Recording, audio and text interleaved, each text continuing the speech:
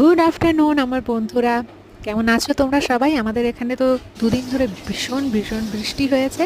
আর তার ফলে কি হয়েছে না, তো একদম ঠান্ডা ঠান্ডা ওয়েদার। তো যাই হোক, আজকে রান্নাঘরে এসে দেখো তোমাদের দেখাচ্ছে আজকে মা কি কি বানিয়েছে। এটা কি বলো তো? পায়েস। পায়েস কারা কারা ভালোবাসো পায়েস খেতে? আমি কিন্তু খুবই ভালোবাসি। তারপরে দেখো রান্নাগুলো করে সমস্ত এরকম ঢাকা দিয়ে রাখা আছে। বাবা, এর তো বলে কথা না, উচ্ছে ভাজা আমার ফেভারেট ফেভারেট। তারপরে শাক ভাজা, কে কে ভালোবাসো বলো তো? আমার প্রচণ্ড পছন্দ। তারপরে মা একটু ঘুগনি বানিয়েছিল দিনের বেলায়।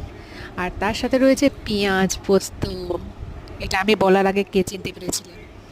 যদি চিনতে পেরেছিলে তো বলো। আচ্ছা, তারপরে দেখো আরেকটা ফেভারিট আইটেম, ওপেন প্লিজ।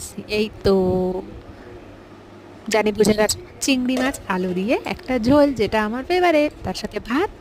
আর এই হলো দই। চলো টাটা।